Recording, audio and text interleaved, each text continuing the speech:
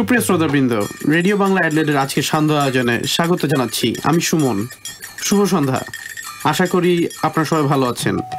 আগামী 1 ঘন্টা থাকবেন আমাদের সাথে রেডিও বাংলা অ্যাডলেডের সাথেই।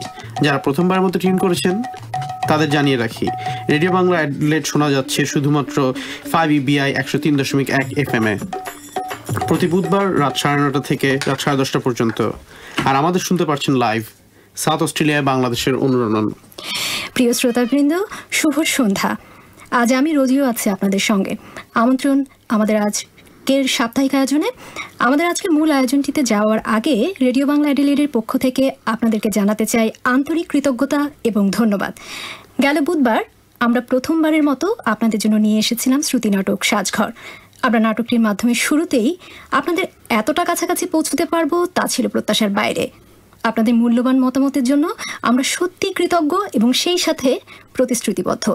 সামনে আরও ভীষণ ভালো কিছু আয়োজন নিয়ে আপনাদের মাঝে আসতে পারবো সেই প্রত্যাশাই করছি। ঠিক তাই, ঠিক সেই কথাই দিচ্ছি শ্রোতাবৃন্দ আপনাদেরকে। আপনারা শুনতে থাকুন রেডিও বাংলা অ্যাডলেড, থাকুন আমাদের সাথে। আপনাদের সময়গুলোতে মনের খোরাক জাগাতে আমাদের চেষ্টার কোনো ত্রুটি থাকবে না। রোজি আপু, তাহলে চলেন শ্রোতাদের সাথে নিয়ে সরাসরি আমরা চলে যাই আজকের আড্ডার বিষয়ে। আচ্ছা, আপনার কি মনে পড়ে যে প্রথম আপনাকে কে শিখিয়েছিল অ আ ক খ, অথবা পড়তে শেখার পর রূপকথার কোন গল্পের বইটা আপনি পড়েছিলেন? আর একটু বড় হওয়ার পরপরই কোন গল্পের বইটা লুকিয়ে পড়েছিলেন? কোন গল্পের বইটা পড়ে কেঁদেছিলেন অঝরে? অথবা কোন গল্পের বইটা পড়ে মনে হয়েছিল আহা, প্রেম না জানি কি জিনিস? কোন গল্পের বই পড়ে বেশ কদিন ঘুমাতেই পারেননি? আর কোন গল্পের বই পড়ে মনে হয়েছে আমিও যদি এমন করে লিখতে পারতাম?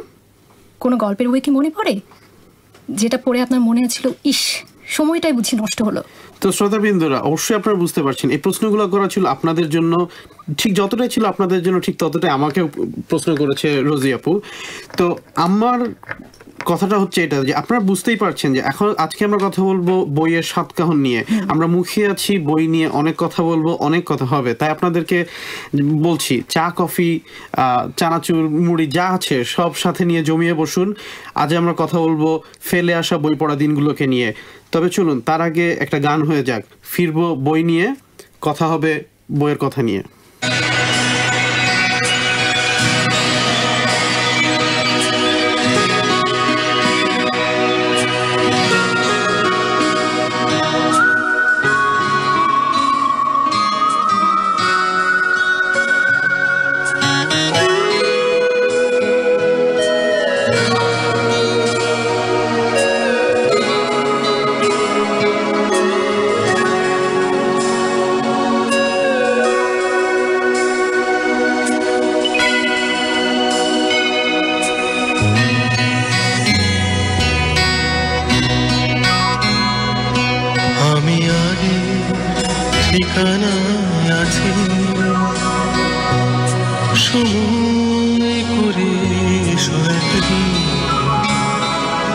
দুজনে কিছুক্ষণ বসে পাশাপাশি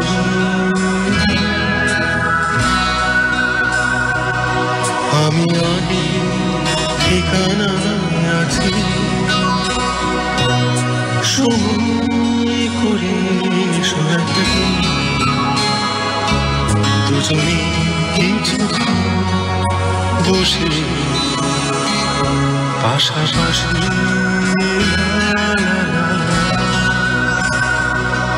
আমি আগে ঠিকানা আছি।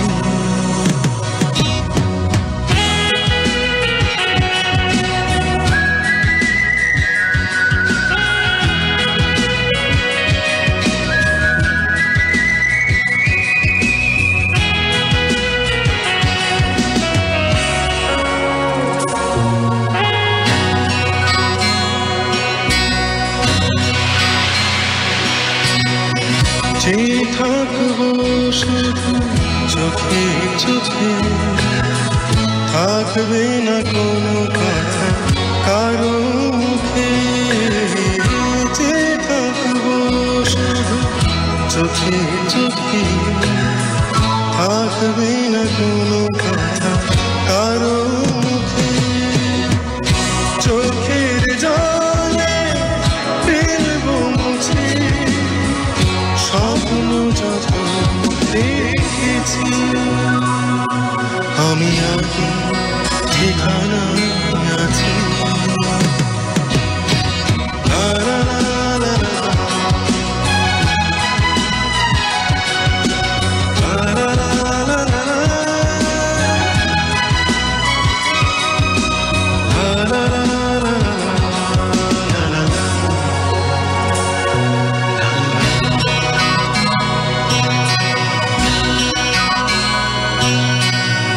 স্বপ্নের মাঝে সুখের ঘর, সব ভালোবাসা জানি হয় না মোর। স্বপ্নের মাঝে সুখের ঘর, সব ভালোবাসা জানি হয় না মোর। তবুও কিছু মোর সারাটি জীবন রয়ে যায় কাছাকাছি, আমি আগে ঠিকানায় আছি, আমি আগের ঠিকানায় আছি। সময় করে এসো একদিন, সময় করে এসো একদিন, দুজনে কিছুক্ষণ বসে বসে পাশাপাশি।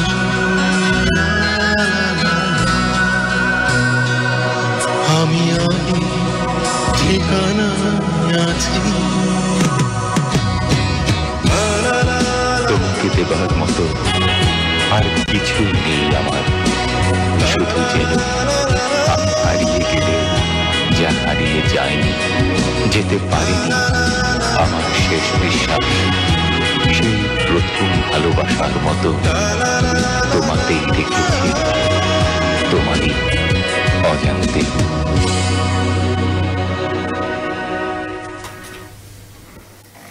শ্রোতা বন্ধু, আপনারা শুনছেন radio Bangla Adelaide 5 EBI 103.1 FM south Australia, এবং আপনারা শুনছেন বাংলাদেশের অনুরণন বাংলাতেই, আর আমাদের শুনতে পাচ্ছেন লাইভ।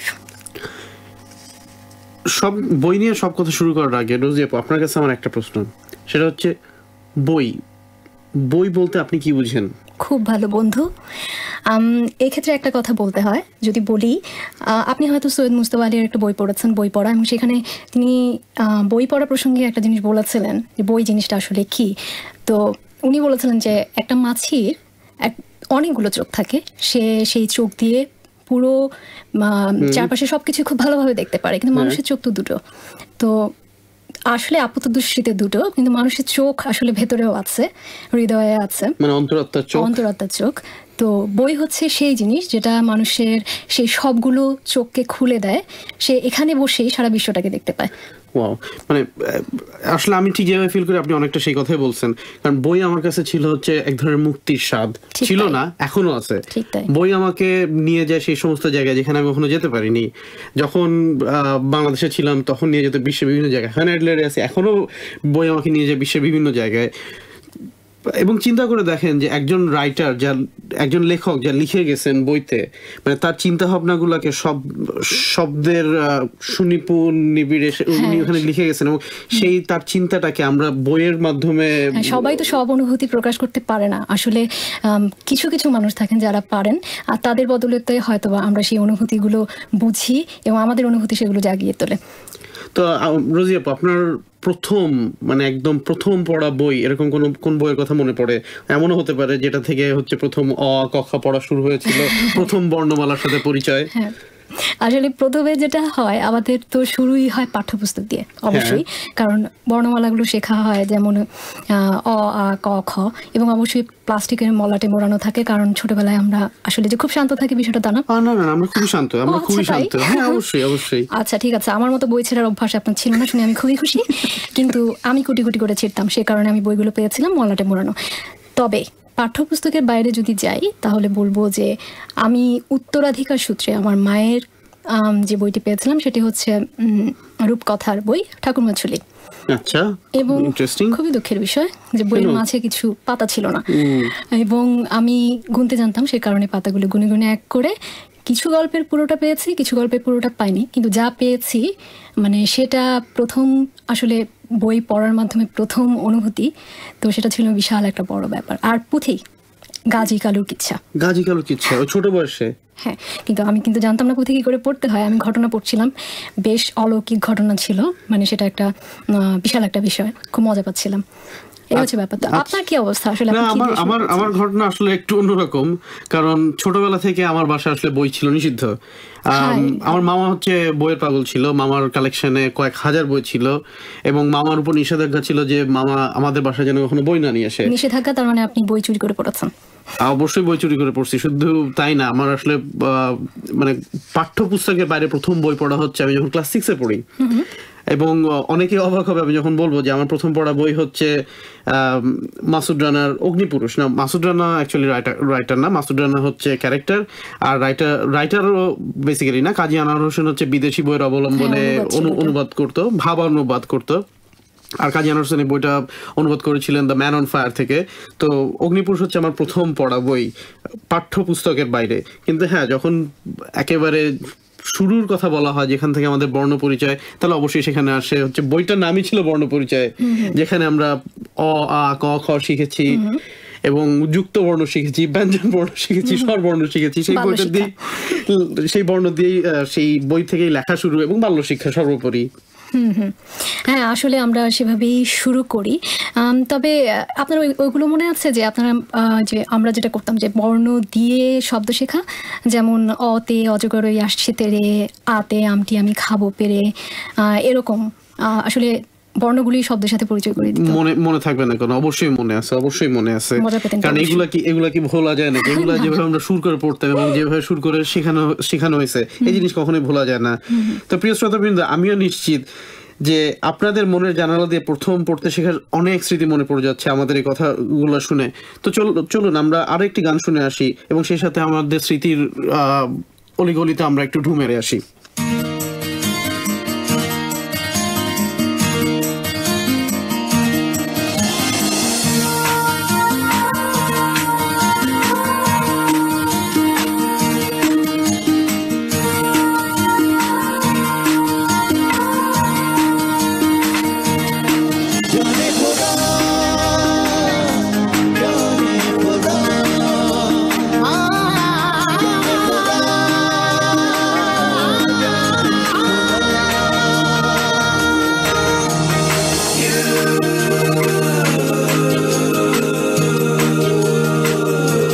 স্বপ্নে বাঁধা মন ভেসে চলে সারাক্ষণ,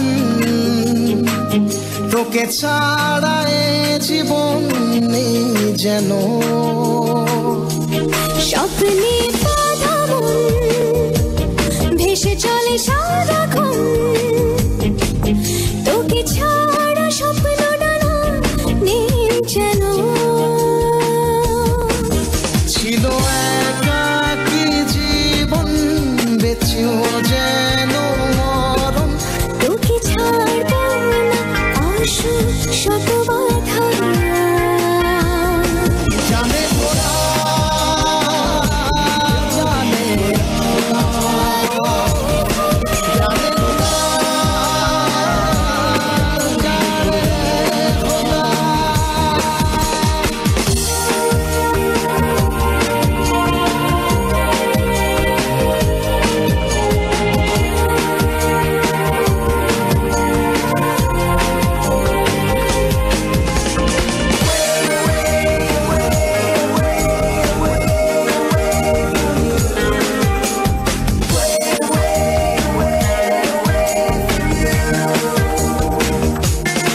শূন্যতায় শত ব্যথায় কেঁদেছি, মন খাতায় কত কষ্ট লিখেছি। তোর কথায় এক মুঠোয় পৃথিবী ভেঙে চুড়ে এনে দেব সুখ সবই। সব কিছু আজ ভুলে নীল আকাশে উড়ে ভালোবাসবই তো, আসুক যত বাধা।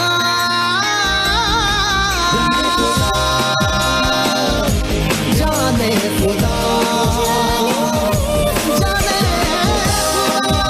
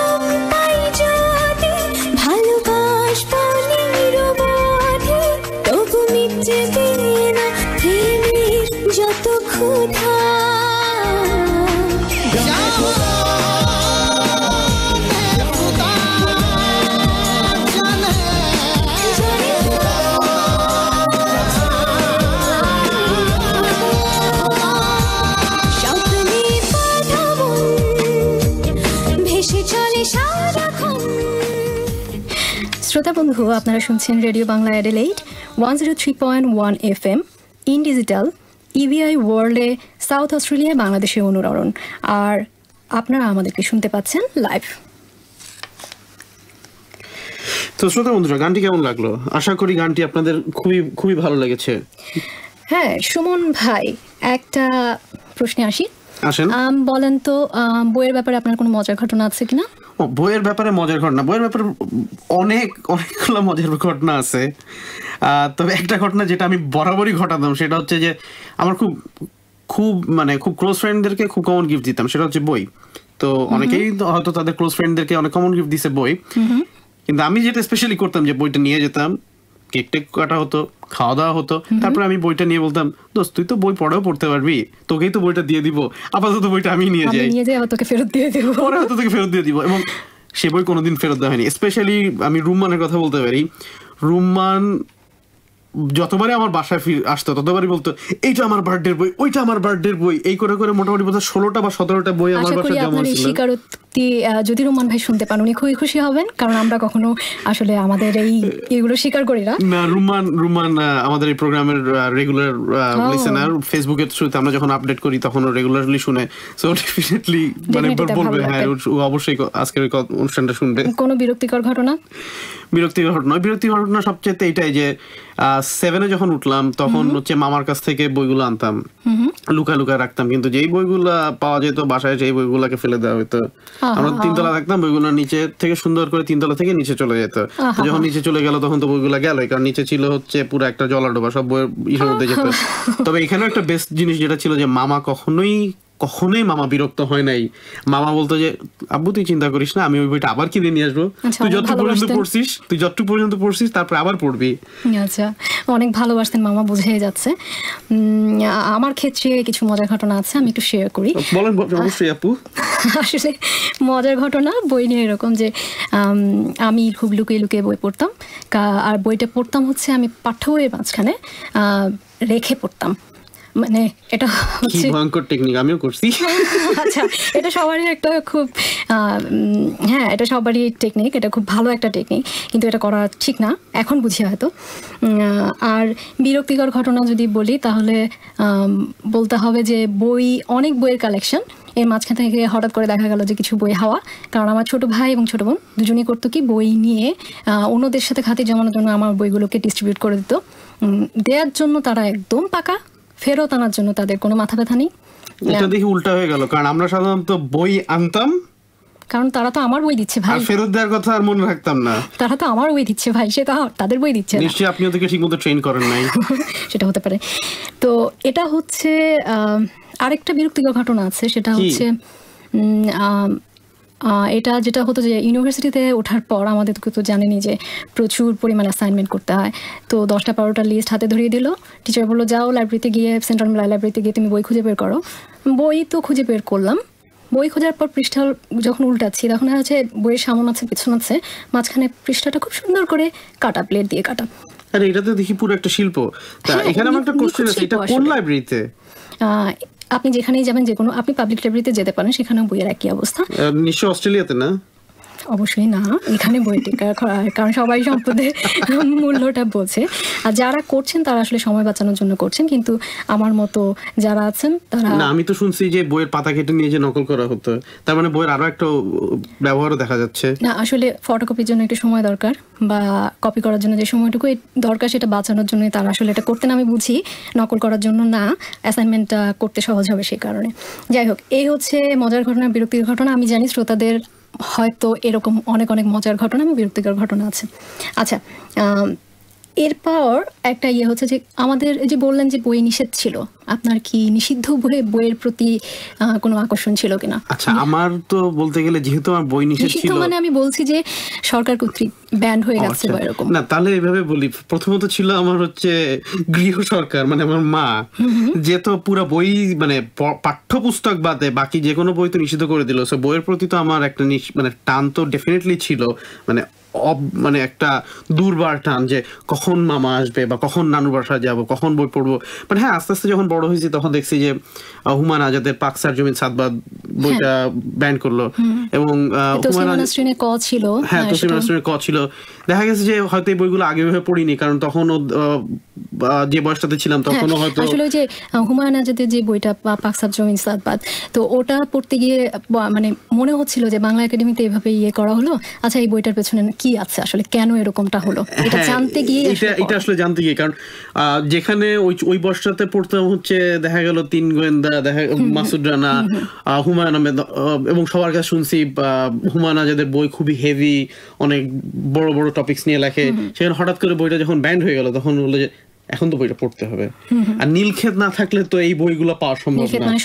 সো বইয়ের কথা আসলে বাংলাদেশি নীলক্ষেতের কথা আসবেই, নীলক্ষেতের কথা আসতেই হবে। আর জেরক্সটা তো খুব অ্যাভেলেবল সেখানে, আর ওইভাবে পাইরেসির ব্যাপারে নেই, আপনি খুব কম দামে অনেক বই পাবেন।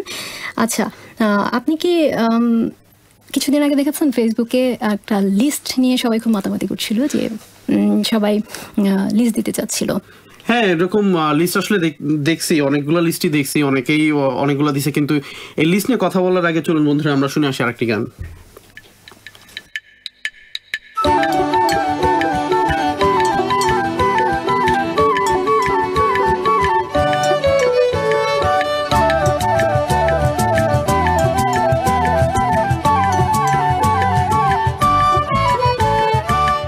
আমি একটা পাতার ছবি আঁকি, পাতাটা গাছ হয়ে যায়, মাথা ভরা সবুজ কচি পাতা, গাছটাকে ছাতা মনে হয়।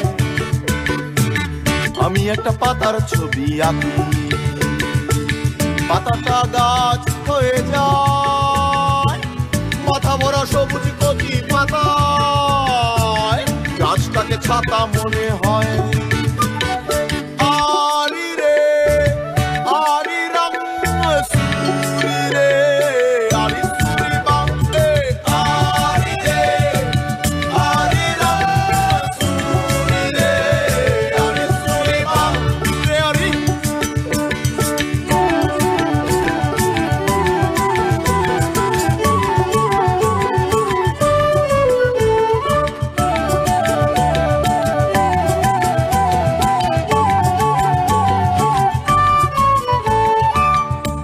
একটা ফুলের ছবি আঁকি, ভ্রমর উড়ে আসে তাই, ফুলে বসে ভ্রমর ফুলের মধু চুষে খায়।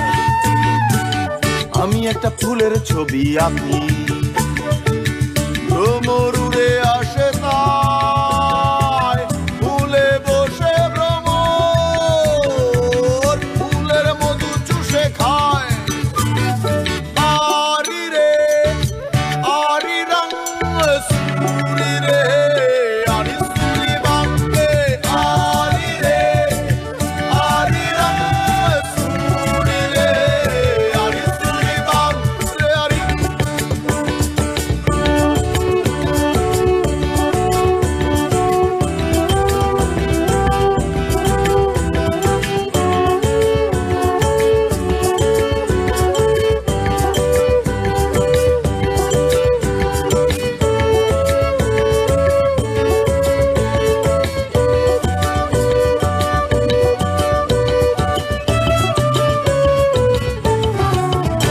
আমি ঝড় আঁকতে পারি না তবু ঝড় বয়ে যায়, ঝড় আঁকতে পারি না তবু ঝড় বয়ে যায়, আমার উঠানে আমার আঙিনায়। ঝড় আঁকতে পারি না তবু ঝড় বয়ে যায়, আমি ঝড় আঁকতে পারি না তবু ঝড় বয়ে যায়, আমার উঠানে আমার আঙিনায়। হতভম্ব আর্টিস্টম্যান কিছুই জানে না, হতভম্ব আর্টিস্টম্যান কিছুই বোঝে না, হতভম্ব আর্টিস্টম্যান আঁকতে পারে না।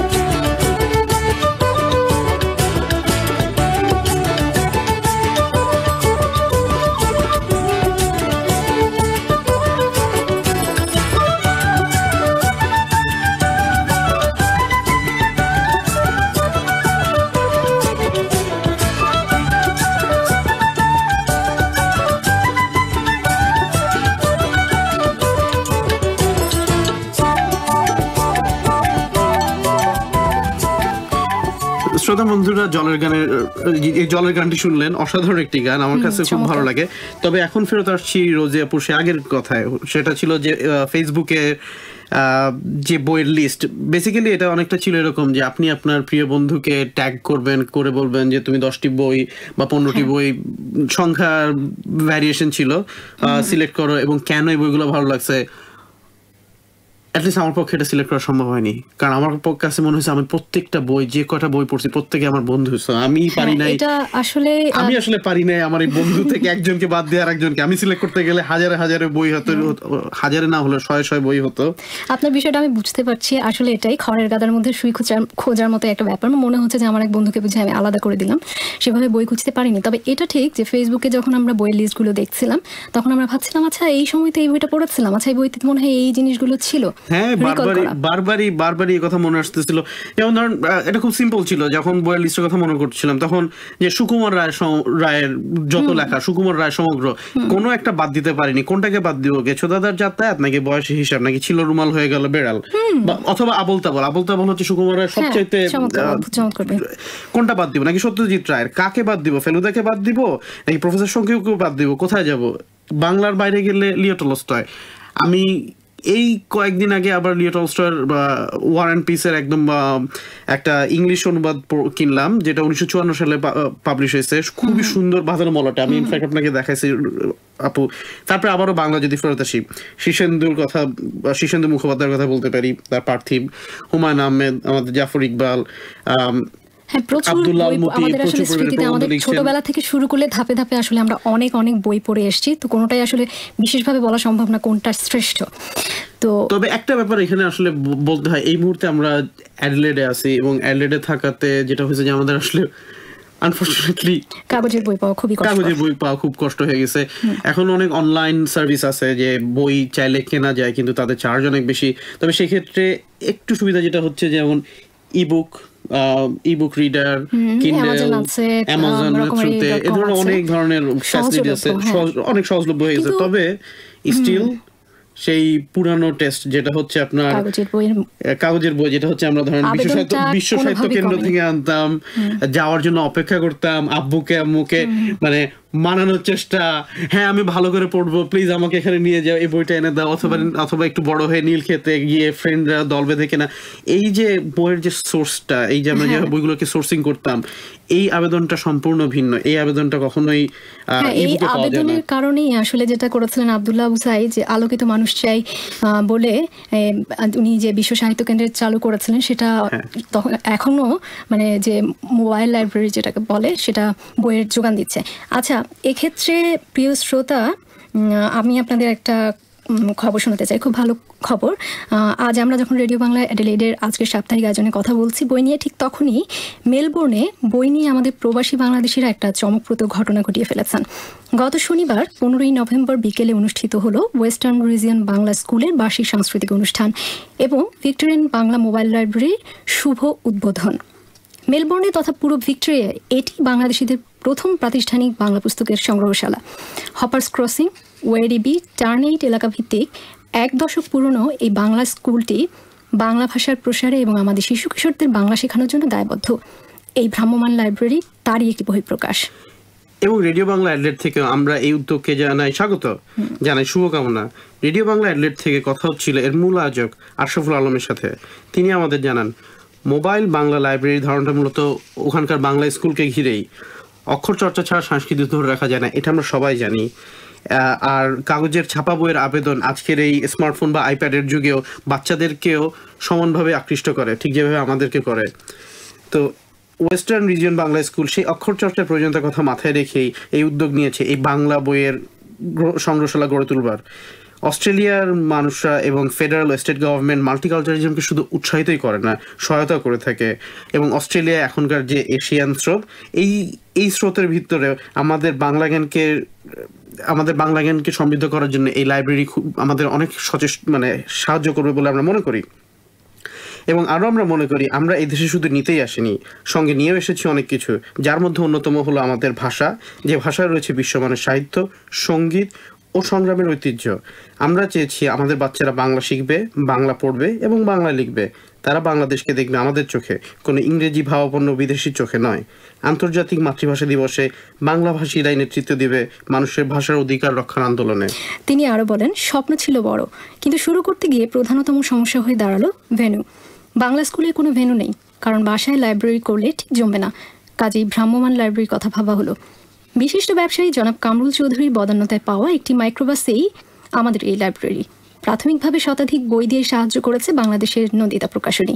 এছাড়াও আমরা বিশেষভাবে স্মরণ করছি কমিউনিটির আরও বেশ কিছু হৃদয়বান মানুষকে, যারা বই এবং শ্রম দিয়ে আমাদেরকে সাহায্য করেছেন বাংলা ভাষার প্রসারে এবং আমাদের শিশু কিশোরদের বাংলা শেখানোর জন্য বাংলা স্কুলের যে দায়বদ্ধতা, এই ভ্রাম্যমাণ লাইব্রেরি তারই একটি বহিঃপ্রকাশ। স্কুলের ছাত্রছাত্রী, অভিভাবক সহ মেলবোর্নে বাংলাদেশি কমিউনিটির সকল সদস্যের জন্য এই লাইব্রেরির দ্বার সদা উন্মুক্ত। আমাদের লাইব্রেরি সবে যাত্রা শুরু করলো। এই লাইব্রেরি গড়ে তুলতে আপনাদের সহায়তা কামনা করছি। আমাদের বইয়ের সংগ্রহ এখনও 400-র নিচে এবং সবাই যাতে এ থেকে উপকৃত হতে পারেন সে লক্ষ্যে আমাদের বইয়ের সংগ্রহকে আগামী 1 বছরের মধ্যে অন্তত 2000-এ আমরা নিতে চাই। আপনাদের কাছে আমাদের অনুরোধ, আপনাদের সংগ্রহে থাকা বাচ্চাদের এবং বড়দের কিছু বাংলা বই আমাদের লাইব্রেরিকে দান করে আমাদের এই উদ্যোগে আপনারাও অংশীদার হন। আপনাদের সক্রিয় অংশগ্রহণ এবং ভালোবাসাতেই গড়ে উঠুক মেলবোর্নে বাংলা বইয়ের প্রথম লাইব্রেরি। এই সংক্রান্ত ব্যাপারে আরও জিজ্ঞেস করলে তিনি বলেন, অ্যাডলেড থেকে কেউ এই উদ্যোগে শরিক হতে চাইলে অবশ্যই তাদেরকে যেন যোগাযোগ করেন।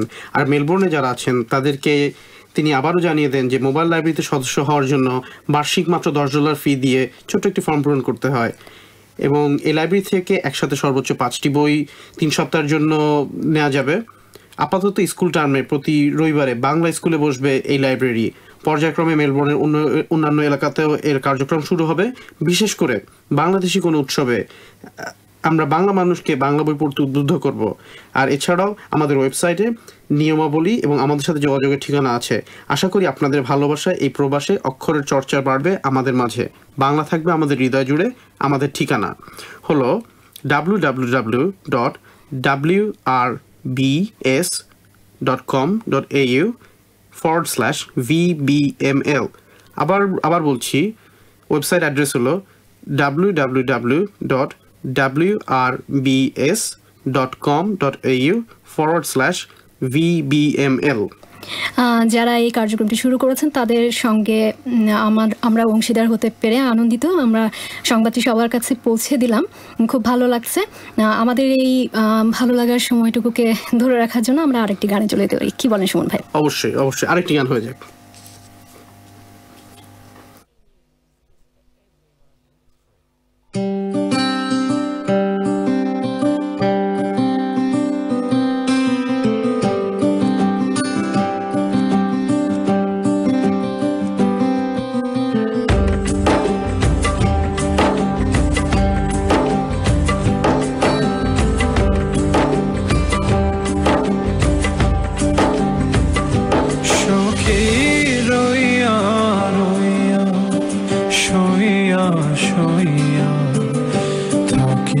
আর পারি না,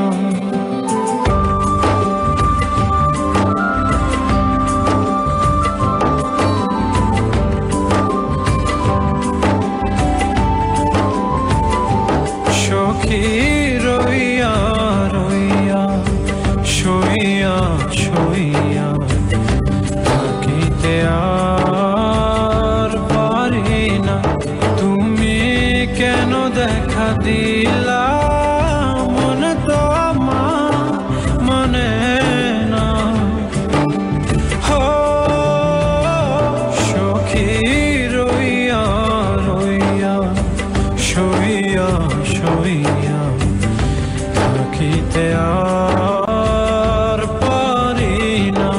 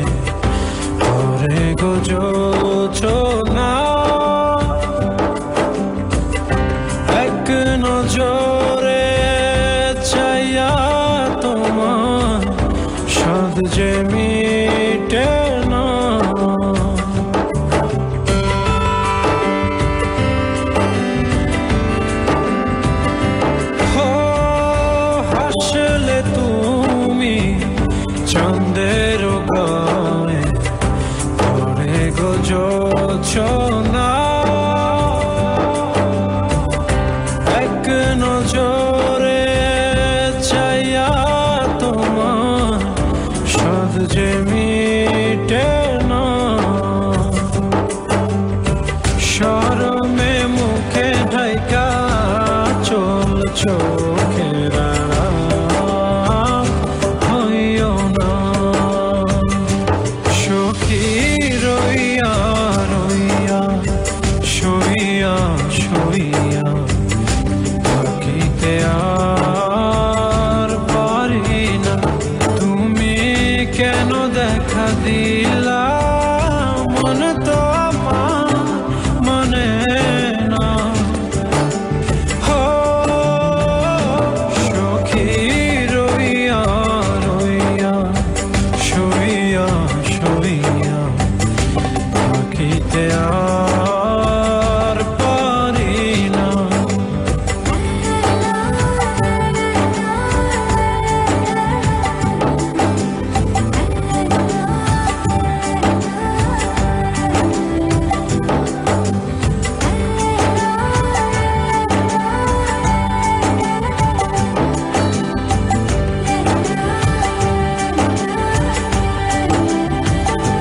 হো তোমার লাগি মন তলা দিন তো কাটে না সারা বেলা জান প্রেমে ভাটা যে পড়ে না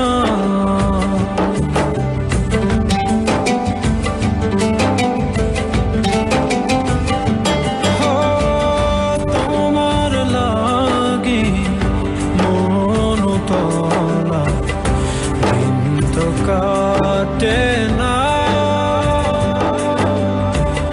সারা বেলা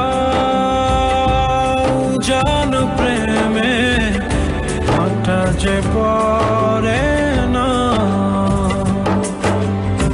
নিরলে তুমি আইসো কাছে আমার প্রেমের ময়না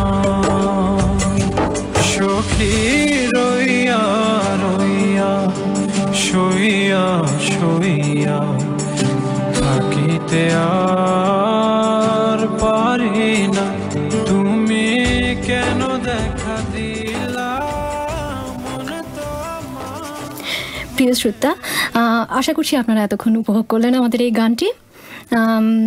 তো ভাইয়া এবার যে আসলে বইগুলোই না রোজি আপু, মানে আমি এই গান চলার সময় যেটা চিন্তা করে দেখলাম শুধু বইগুলা না, কারণ বইগুলোতে কি আছে, বইগুলোতে আছে হচ্ছে ক্যারেক্টার। লেখকরা তাদের তাদের যে চিন্তাটাকে, তাদের অনুভূতিগুলো অনেক চরিত্রের মাধ্যমে ফুটিয়ে তোলেন। এই হ্যাঁ।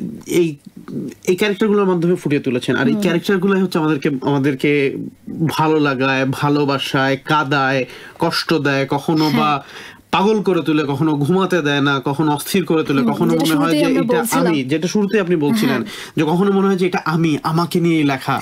মানে এই ক্যারেক্টারগুলা, এই চরিত্রগুলাই হচ্ছে এই বইয়ের প্রাণ। আমরা যখন বইগুলো পড়ি আসলে সেগুলি আমাদের মনে দাগ কেটে যায়। যদি আমরা বলি যে যেই বইগুলো একটা সময়ে একটা লেভেলে গিয়ে পড়েছে, যেমন দেবদাস পড়েছি, দেবদাস পড়তে গিয়ে দেবদাস এবং পারুর মধ্যে যে সম্পর্ক, একটা টানা পড়েন সেটা ছিল।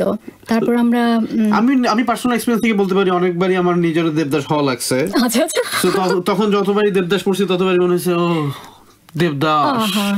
আবার চিন্তা করে দেখেন আমাটির মানে বিভূতিভূষণ বন্দ্যোপাধ্যায়ের অপুর চরিত্রায়নটা, এই অপুর চরিত্রায়নটা কার কাছে মনে হয়নি যে আমি যে বইটা পড়ছে কার কাছে মনে হয়নি যে আমি হচ্ছে ছোট্ট ছেলেটা যে জীবনের এত দুঃখ কষ্টের মধ্যে দিয়ে, এত ইচ্ছের মধ্যে দিয়ে গেছি। আসলে চরিত্রগুলো যখন আমরা পড়ে যাই, আমরা আসলে চরিত্রগুলোর মাঝখানে কিন্তু নিজেদেরকে দাঁড় করিয়ে চিন্তা করি যে আসলে আমাদের জীবনের কোনো না কোনো সময়ে এই অবস্থাগুলো আমরা পার করে এসেছি, অনুভূতিগুলো আমাদের মাঝেও এসেছিল।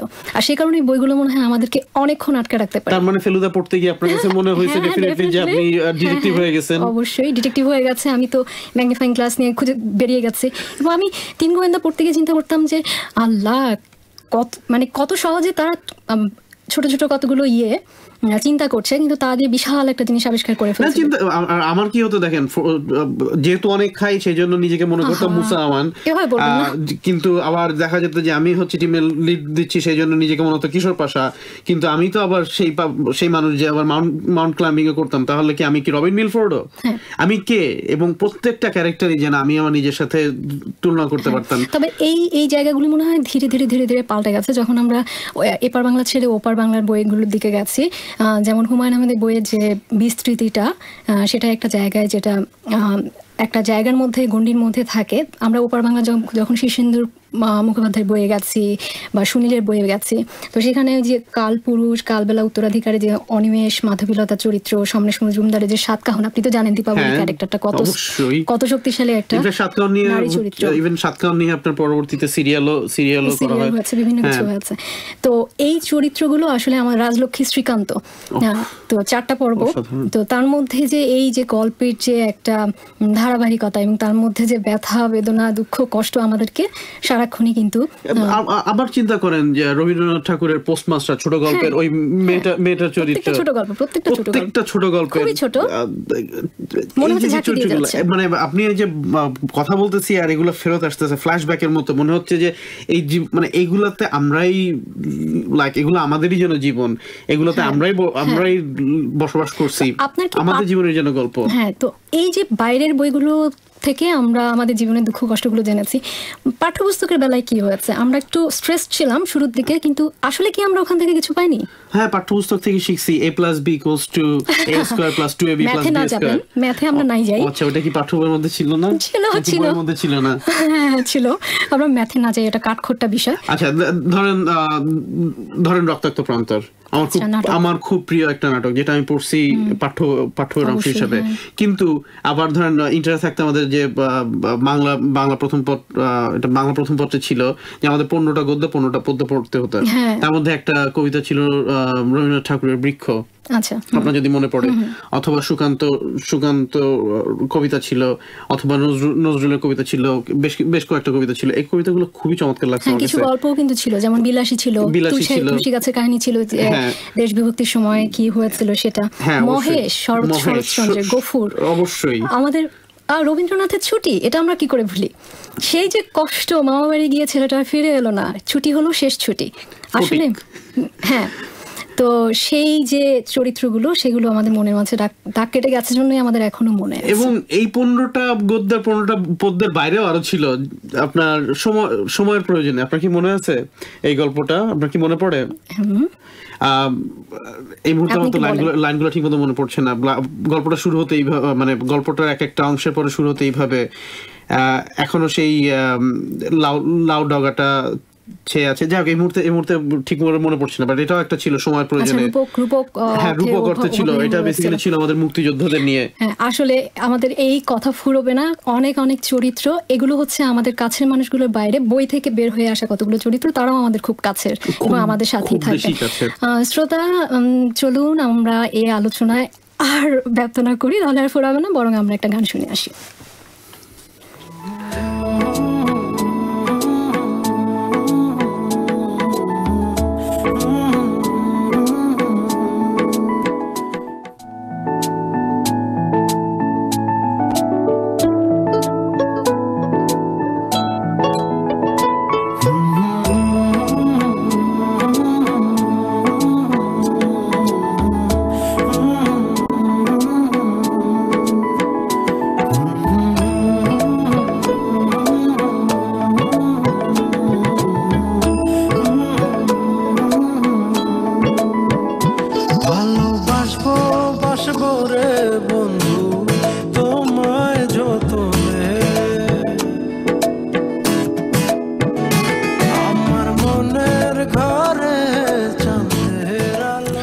আপনারা আমাদের শুনছেন radio Bangla Adelaide 5EBI 103.1 FM in digital, South Australia, বাংলাদেশের উন্নয়ন, আর আমাদের শুনছেন লাইভ।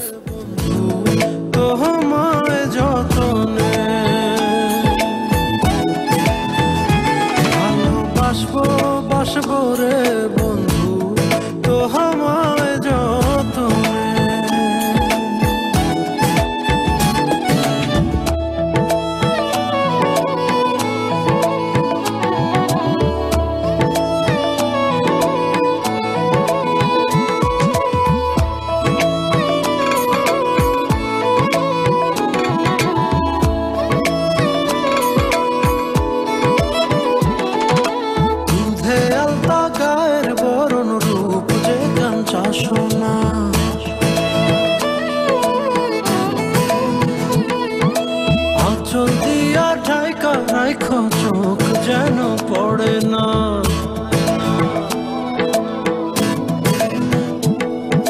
দুধে আলতা গায়ের বরণ রূপ যে কাঞ্চা সোনা, আঁচল দিয়া ঢাকা রাখো চোখ যেন পড়ে না। আমি প্রথম দেখে পাগল হইলাম, মন তো আহার মানে না। কাছে আইসো আইসো রে বন্ধু প্রেমের কারণে, ভালোবাসো বাইসো রে বন্ধু আমায় যতনে।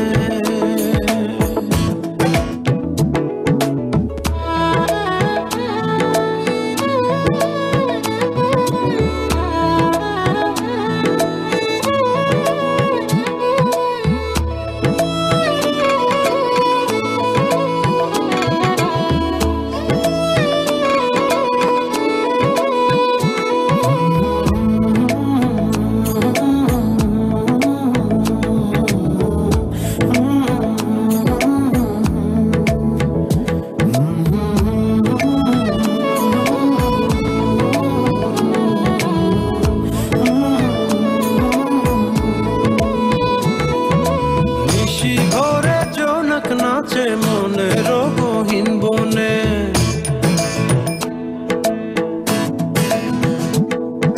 স্বপ্ন দেখাও বন্ধু তুমি নিগুড় আলিঙ্গনে।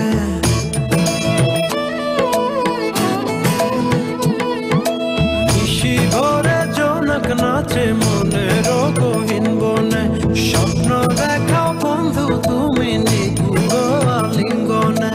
তোমায় মায়া দিলাম সোহাগ দিলাম, দিলাম আপন করে। পাশে থাকবো থাকবো রে বন্ধু তোমার কারণে, ভালোবাসবো বাসবো রে বন্ধু তোমায় যতনে। ভালোবাসবো বাসবো রে বন্ধু তোমায় যতনে, ভালোবাসবো বাসবো রে বন্ধু তোমায় যতনে। দর্শক আপনাদেরকে আবার অভিনন্দন আমাদের সাথে থাকার জন্য। এই গানের বিরতিতে আমি রোজি আপুর সাথে কথা বলছিলাম যে আমাদের বইয়ের টেস্ট বা পড়ার টেস্ট কিভাবে চেঞ্জ হয়ে যায়, যেটা একটা টার্মও আছে সেটাকে বলা হয় পাঠকের মৃত্যু। তার মানে এই না যে যারা বই পড়ছে তারা মারা যায়, কিন্তু এটা একটু অন্যরকম। আমাদের মজার করে বললেন তো আপনি। আমাদের টেস্টটা চেঞ্জ হয়ে যায়। আমরা ছোটবেলায় যে বইগুলো পড়তাম সেগুলো আস্তে আস্তে বড় হতে হতে সেই বইগুলো ভালো লাগে না। হ্যাঁ, সেক্ষেত্রে আমি একটা ছোট একটা গল্পের কথা বলি, এটা আপনিও পড়েছেন ছোটবেলায় হয়তো। সেটা হচ্ছে বলাই চাঁদ মুখোপাধ্যায়, যিনি বনফুল নামে পরিচিত ছিলেন। ওনার একটা ছোট গল্প আছে পাঠকের মৃত্যু। আমি গল্পটা খুব সংক্ষেপে বলে বলছি এই কারণে যে এরপরে হয়তো আমি আপনাকে একটা প্রশ্ন করবো যে আসলে এটা ঘটে কিনা। এটা হচ্ছে যে আসানসোল স্টেশন, সেখানে দুজন লোক বসে আছেন। একজনের ট্রেন আসবে 3 ঘন্টা পরে এবং একজনের ট্রেন আসতে পুরো দিন চলে যাবেন। তো যিনি পুরো দিন অপেক্ষা করবেন, দ্বিতীয় ব্যক্তি, ওনার হাতে একটা বই ছিল। তো প্রথম ব্যক্তি আসলে বাঙালি তো কথা বলছিল, তো প্রথম ব্যক্তি দ্বিতীয় ব্যক্তির সঙ্গে কথা বলতে বলতে একসময় তার কাছ থেকে বইটা নিলেন এবং বইটা পড়া শুরু করলেন। এবং দ্বিতীয় ব্যক্তি যেটা শুরু করলেন, ঘড়ি দেখতে শুরু করলেন, কারণ 2 ঘন্টা চলে গেছে। প্রথম ব্যক্তি কোনো মতেই পড়া বন্ধ করছেন না, পড়েই যাচ্ছেন। তো 2 ঘন্টা পরে যার বইয়ের মালিক, উনি বলছেন যে মশাই ট্রেনের টাইম তো হয়ে গেল। তো প্রথম ব্যক্তি এটা নিয়ে আর ভ্রুক্ষেপ করলেন না, কারণ উনি এতই মজা করে বইটা পড়ছিলেন, তো উনি পড়েই গেলেন, মানে পুরো বইয়ের মধ্যে ঢুকে গেছেন একেবারে মশগুল। তো পড়ছেন, এরপর ট্রেন আসলো 3 ঘন্টা পরে, ট্রেন চলেও গেল, কিন্তু উনি কিন্তু আর ট্রেনে উঠলেন না, উনি পড়েই যাচ্ছেন। তো এটা দেখে যে দ্বিতীয় ব্যক্তি ছিলেন উনি কিছুটা অবাকই হলেন। কিন্তু যেটা হয়েছে, বইটা যখন উনি শেষ করতে যাচ্ছেন সেই সময় উনি দেখলেন যে বইয়ের শেষের দিকে কয়েকটা পাতা নেই, এবং তখন তিনি দ্বিতীয় ভদ্রলোককে বলছেন, মশাই আগে বলবেন তো, বইয়ের পেছনের কয়েকটা পেজই তো নেই। ছি মশাই, এইসব কি ঘটনা। তো এটা হওয়ার পর ওই দ্বিতীয় ব্যক্তি হা করে তাকিয়ে আছেন, আসলে বলার কিছু ছিল না, কারণ তার বই ধার নিয়েছে, আবার তাকেই বলছে। উনি বুঝতে পারছেন যে উনি খুব ভালো পাঠক। এর পরের ঘটনা 10 বছর পরে। তো প্রথম ব্যক্তি যিনি বইটা পড়ছেন তিনি গিয়েছেন তার ভাগ্নি শ্বশুরালয়ে, এবং ওখানে গিয়ে ঠিক একই বইটাই কিন্তু পেয়েছেন। এবং বইটা পাওয়ার পরে উনি চিন্তা করলেন যে না, আজকে আর ফিরে যাব না, এই বাড়িতেই থাকবো, আর বইটার আমি শেষের পাতাগুলো না পড়ে, যেহেতু বইটা ভালো, আমি শুরু থেকে পড়বো। তো উনি খুব জমিয়ে বসলেন পড়ার জন্য, কিন্তু 2-3 পৃষ্ঠা পড়ার পরই উনি বইটা ওলট পালট করে দেখছেন। উনি খুবই কনফিউজ, এটা কি সেই বই, এটাই কি সেই বই? কারণ ওনার কাছে মনে হচ্ছে এটা একটা জঘন্য বই। এটা কিন্তু সেই একই পাঠক, সেই 10 বছর আগের পাঠক এবং 10 বছর পরের পাঠক, তাদের চিন্তার পার্থক্য চলে এসছে। তাহলে বইটা একই ছিল, কিন্তু তার পাঠক যিনি ছিলেন উনি বদলে গেছেন চিন্তায় মননে। হ্যাঁ, আমার কাছে মনে হয় এটা ঘটে, কারণ একসময় যখন আমি 3 গোয়েন্দা পড়তাম, একসময় যখন আমি জাফর ইকবালের সমস্ত বইগুলা পড়ছি, সমস্ত কিশোর ক্লাসিকগুলা পড়ছি, হাকলবেরি ফিন পড়ছি, ট্রেজার আইল্যান্ড পড়ছি, আমি বলতেছি, আমি এই কথা বলবো না যে আমার এগুলো এখনো টানে না, কিন্তু এখন আমি লিও টলস্টয়ের বই পড়ি, আমি এখন প্যারাডাইস লস্ট পড়ছি, 100 Years of Solitude পড়ছি, বিভিন্ন অনুবাদ বই পড়ছি। তো ডেফিনেটলি আমার কাছে মনে হয়, অ্যাটলিস্ট আমার নিজের এক্সপেরিয়েন্স থেকে মনে হয় যে হ্যাঁ, টেস্ট চেঞ্জ হয়ে যায়, বইয়ের পড়াতে অবশ্যই ডিফারেন্স আছে। পাঠকের মৃত্যু ঘটে না, আসলে পাঠকের চিন্তার পরিবর্তন ঘটে। এটাই বোধহয় আসল। পাঠকের মৃত্যুটা বোধহয় একটু মেটাফরিক ছিল। হ্যাঁ, অবশ্যই রূপকথা ছিল, কোনো পাঠকের মৃত্যুবরণ করে না। শ্রোতা, আমরা চলে যাচ্ছি পরবর্তী গানটিতে এবং আশা করছি যে আপনারা গানটি উপভোগ করবেন। তোমাকে ভোলাবো আমি আমার মিষ্টি কথা মালায়। শ্রোতা বন্ধুরা, এই গানের সাথেই আমরা বিদায় নিচ্ছি। আজকে রাতে আপনাদেরকে অসংখ্য ধন্যবাদ আমাদের সাথে থাকার জন্য। শ্রোতা বন্ধুরা, বিদায় নিচ্ছি আমি রোজিয়া। তবে আপনাদের জন্য আরেকটি দুর্দান্ত সুখবর দিয়ে আজকের অনুষ্ঠান শেষ করব। আপনারা জেনে আনন্দিত হবেন যে রেডিও বাংলা অ্যাডিলেডের উদ্যোগে খুব শীঘ্রই অ্যাডিলেড থেকে বের হতে যাচ্ছে একটি বাংলা পত্রিকা। রেডিও বাংলা অ্যাডিলেড টিম ইতিমধ্যেই কাজ অনেকটাই গুছিয়ে এনেছে। ঠিক শুনেছেন, আসছে রেডিও বাংলা অ্যাডিলেডের প্রথম বাংলা পত্রিকা। বিস্তারিত ঘোষণা থাকছে আমাদের ফেসবুক ফ্যান পেজে। ভালো থাকবেন। শুভরাত্রি। খবর শুনেছ নাকি তোমার আমার প্রণয় নিয়ে দেশ জুড়ে মাতামাতি?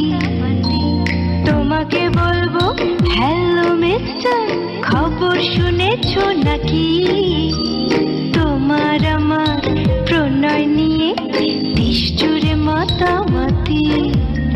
ঢাকা শহরে গলিতে গলিতে তোমার আমার পোস্টার, সব পত্রিকার ফ্রন্ট পেজে ছবি তোমার এবং আমার।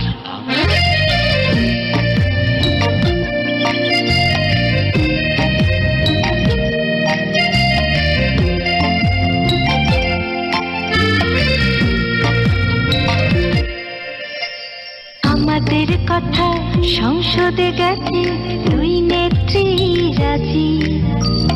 তারা বলেছেন আর দেরি কেন, এখনই ডাকুন কাজী।